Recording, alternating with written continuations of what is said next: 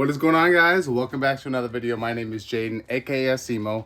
I know it has been a while since I posted last, and since the last video we posted about the hornworms, actually it didn't do too well over there. They're still all down there. I kind of messed up because I had other stuff that I was doing as well. That's a project that I am going to restart, but for now, today's video is going to be about these guys, roaches. Well, these ones specifically are about Dubia roaches. We just got a colony from a friend. We got more, but this is a lot of stuff to sort through, all those different squash and stuff like that. So today I'm going to show you guys basically how I'm going to sort through these Dubia step by step when I get a new bin like this, and kind of like what I go or how I go through sorting these bins and steps after that. So for now, I got this bin next to me. This is one of our bins that we're going to actually be keeping them in, similar to like those bins right there. But yeah, so first step is you guys always have to wear a mask, which I got mine. It's gonna sound a little different. I got mine on now. Let me show you guys because my hat fell. Hat fell, put the hat back on, and flip this around. There we go. So I hope you guys can hear me well, because this is gonna be a long, there we go. This is gonna be a long video. With the mask like this, is a respirator. It takes out everything, so I'm not breathing in any of this dust, which is very important. Next thing you guys want is definitely some gloves, because yeah, you can get allergies to these, and yes, it's going to be on my skin a little bit, but I am going to be you know, taking a shower after all of this. But I did get this today. I wanted to sort it out. Easiest thing I could do is just sort it right away, and I don't have to think about it again. But I will go right here into our other bin, which is going to be going back over here with some of our other roaches. But this bin right here has been doing very well for us. You guys see, I just dropped the food. Wow. Okay, well, they're going to have a feast down there this time. But I mean, I got a bunch of roaches in here. Let's see if there's more under there now. Okay, so they're all on this side. I got a bunch of roaches, bunch of babies and stuff out here. A lot more adults and stuff. So we got a couple good colonies already. But you know, every now and then we like to add new bloodlines, get as much as we can, and this is just one of them. So we are going to have a feeding soon from this brand right here called First Choice Feeders.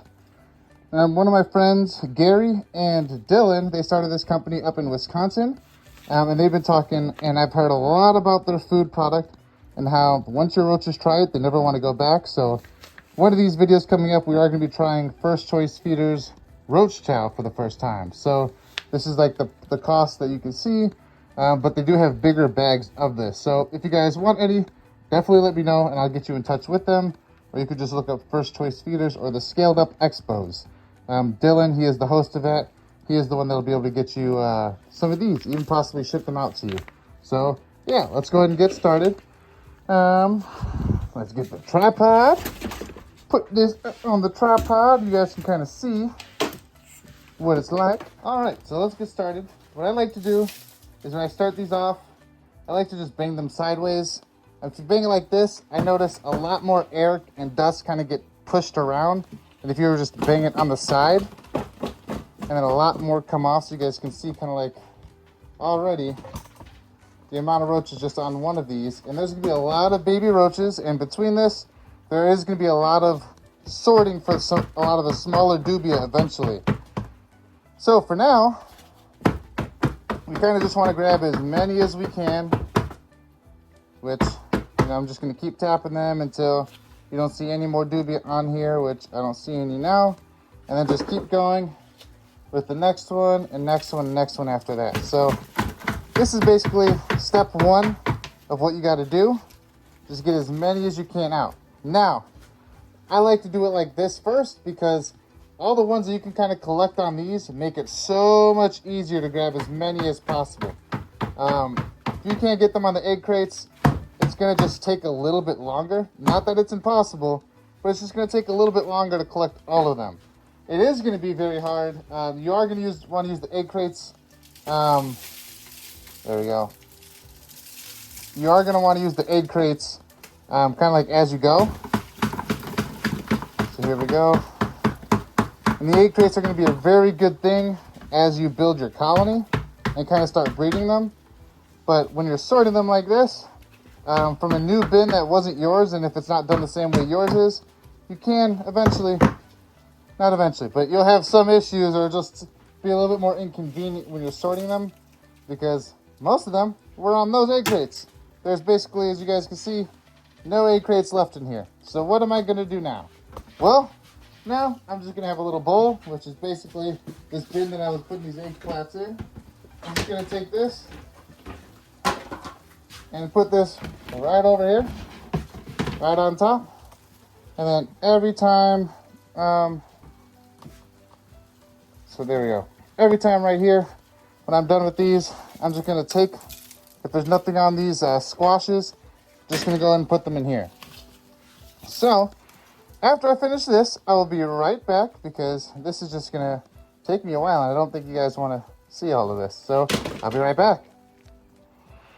All right, guys, so now this is basically, we took all of the squash, I believe it's squash, out, and this is just as much as what's in there. Now, for a lot of people, they may not think this is a lot of roaches, but you got to keep in mind, you know, we're just buying roach colonies from people who are no longer wanting to do it.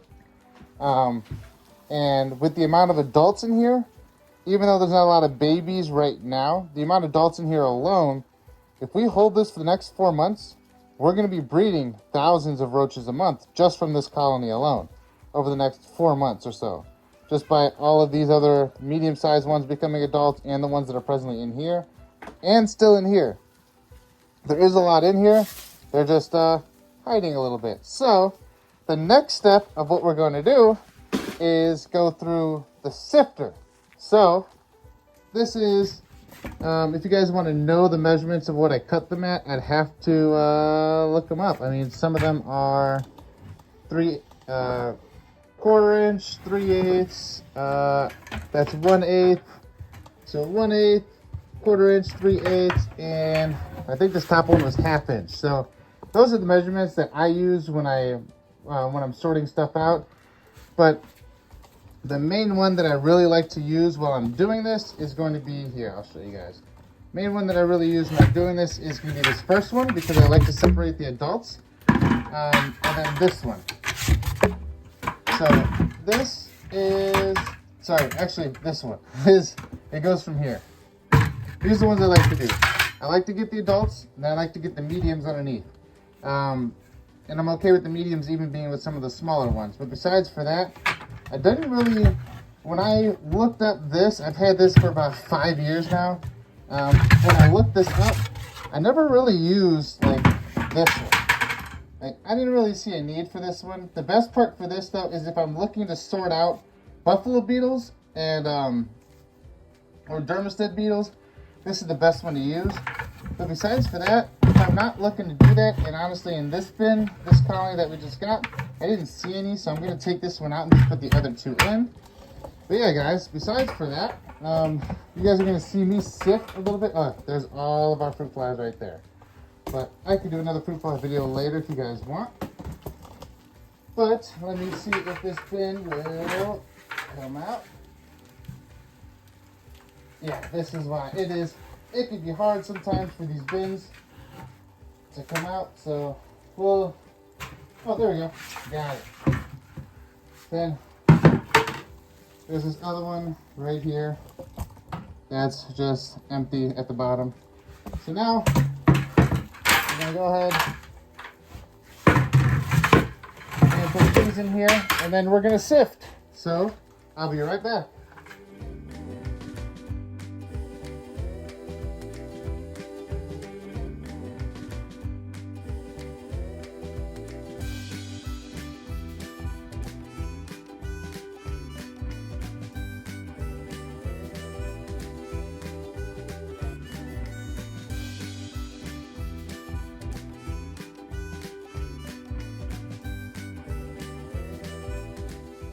Alright guys, so you guys can see, I don't know if you guys can even see the dust, obviously, a little dusty, gotta take a shower after this, all over the place. I'm gonna mop up here and clean up here a little bit more, wipe some things down. It does get dusty, and that is the unfortunate thing about sorting out other people's bins. Because I personally would never let this amount of frass, oh, there we go. I personally would never let this amount of frass kind of build up. But you know, not everyone keeps their bins like I keep my bins, and that's perfectly fine. It's just, that's why I kind of just want to get out of the way. Every time I get a new bin, I kind of just sort them out. Now what's gonna happen with this, as you guys see, the Beetles, I know there's some worms in there, some baby dubia, all in here. And I know there's plenty of it in here. So this is not gonna get thrown away. This is actually gonna be put inside a little bit wider of a bin, like actually like one of those longer ones right there. And then I'm gonna be putting egg crates right on top of it, and then taking out these babies as they crawl in the egg crates over the next couple of days. And then I freeze it, and then throw out the rest of it.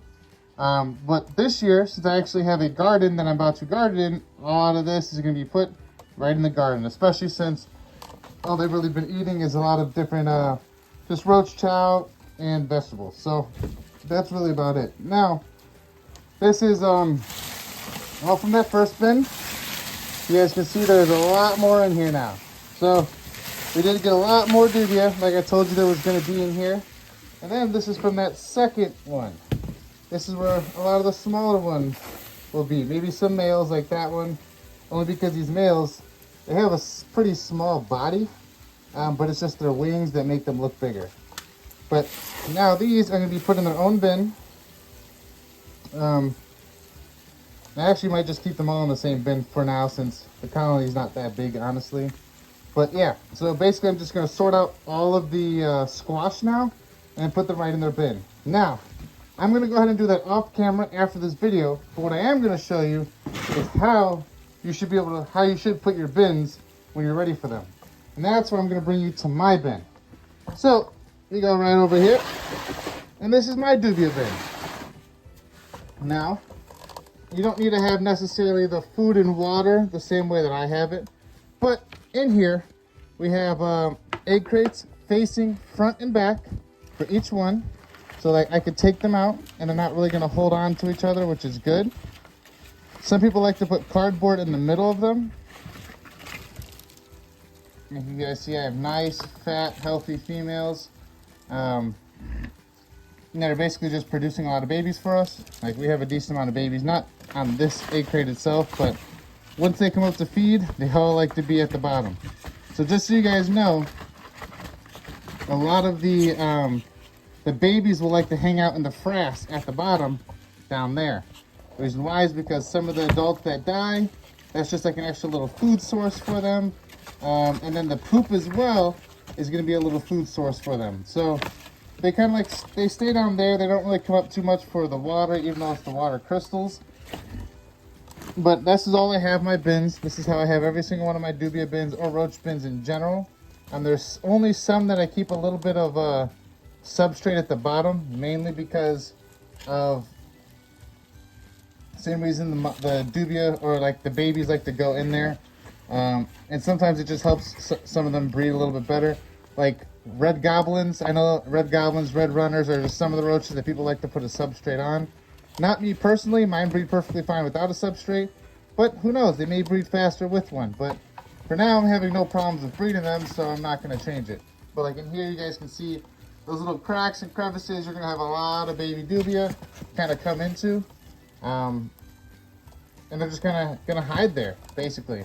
And the reason why you put them vertical is because the adults, or the babies themselves, I should say, they're not going to be, I'll put this one in here so I sort it out. The babies in here, they're, oh, there it is. They're supposed to be right here. But the babies, or the adults, if you put them vertical where they're all laying like this on top of each other, all that's going to happen is the adults and the babies, when they poop, it's just going to be piled up here. And after a while, this is just going to get very moist, and then it's just going to basically hold a lot of the bacteria. And overall, in the long term, it's not going to do well for them. Keeping them vertical allows for every time they poop, it allows for that poop to drop all the way down, so then it just goes all the way to the bottom where the babies like to be. So that's like basically how you should set up your bins. People do set them up differently, so I'm not saying this is the only way to set them up, But I'm saying this is one of the easiest way for looking to just sort. Possibly just take one of these out, bang them in a bin like that, and then you can use those as feeders. This is basically the easiest way. And what I have is I have a heat source on top instead of a heat source on the side. So this one right here, this is a ceramic heat emitter. Don't know the temperature on it right now, but that's just a ceramic heat emitter up there, right there. So it is producing a lot of heat, and that's where these guys are going to get their heat from. Let alone they're upstairs in my attic, so a lot warmer up here than it would be downstairs. And they are going to be transferred into another facility soon. But for now, this is about the video. So I hope you guys enjoyed sorting out a bunch of, or thousands of roaches with me. Now that it is 2025, there are a lot of things changing. I'm going to have a lot of updates, a lot of videos coming out. I am going to be more consistent with it because I want this to be a full-time thing for me. So I hope you guys enjoyed this video, and soon we're going to have a little bit more update on the isopods, some other projects that I'm working on, like with my red pandas making citrus isopods and some other things like that. And then we have all over there, which I haven't even got into yet, but we've been breeding dart frogs. So we got like up here, got to get my system organized a little bit more, but we do have like some of our tadpoles. Our tadpoles right there, you guys can see them a little bit. And these are our Nikita tadpoles. So that date's not right. I took them out a week and a half ago. I know the date, I just haven't written it on there. That's why I just have to get that more in order and then redo our fruit fly, or not fruit fly, our hornworm stuff. So I hope you guys enjoyed. I'm gonna go back and listen to this audio with the mask on and just see how I sound, but I hope you guys enjoyed, and I'll see you guys in the next video. Peace!